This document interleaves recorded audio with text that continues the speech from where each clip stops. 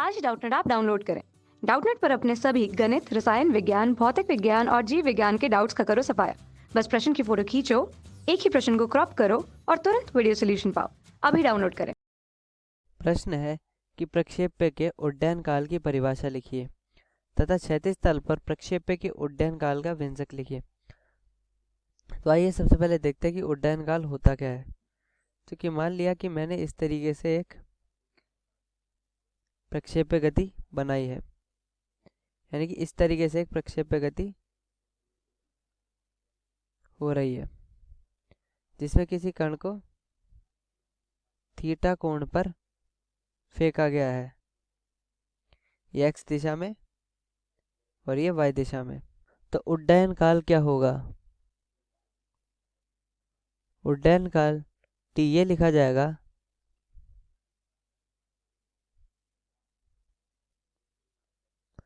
प्रक्षेप्य को कुल प्रक्षेप्य की जो उड़ान अवधि है, प्रक्षेप्य की उड़ान अवधि में लगा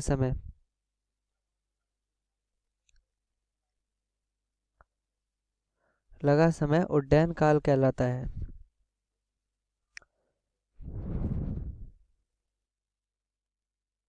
क्योंकि ये जो कण है ये इस प्रकार से गति कर रहा है, एकदम प्रक्षेप्य गति है। तो ये जिस क्षण भी हवा में रहेगा वो यानी कि यहाँ से 0 से चलकर इस बिंदु तक, इसको हम r लिखते हैं। तो 0 से r तक की इसकी जो गति है, इस गति में ये कण हवा में रहता है। तो ये पूरी गति हमारे पास 0 से लेकर r तक लगने वाला समय इस उड्डयन काल के बराबर प्राप्त होता है। अब देखते हैं उड्डयन काल का ये जो व्यंजक है ये किस प्रकार निकाला जाता है। तो हम सबसे पहले इस गति को, मान लीजिए किसी क्षण पर कण इधर है तो इस पर दो वेग होंगे, एक ऊपर vx और एक, माफ कीजिएगा, ऊपर है vy और एक इधर क्या होगा vx।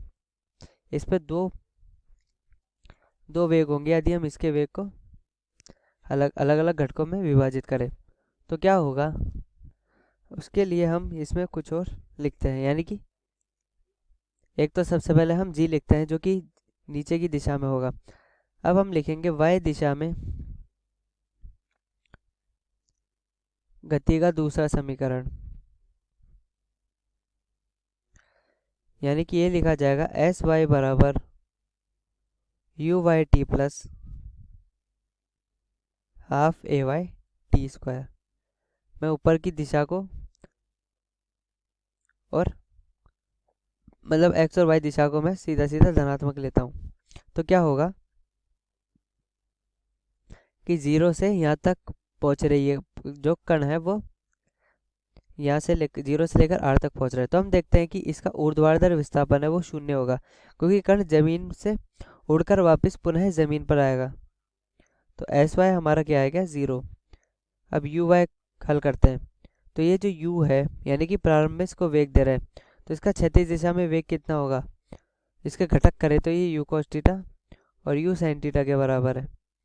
तो ये कितना होगा u sin थीटा, और ए वाई कितना होगा -g, क्योंकि हम धनात्मक दिशा देख रहे हैं। तो और g नीचे की ओर है। तो हम क्या लिखेंगे, 0 बराबर u sin थीटा गुणा t minus half G T square. तो t तो पहले कॉमन ले लेते हैं, तो u sin theta minus half G T बराबर 0। तो यहाँ से क्या प्राप्त हो रहा है, यहाँ से प्राप्त हो रहा है t बराबर 0, यानी कि कण गति ना करे। कि यदि कण गति ही ना करे तो कण प्रारंभ या अंतिम अवस्था किसी भी अवस्था में वो जमीन पर रहने वाला है। और दूसरी है कि u sin theta minus half G T बराबर 0।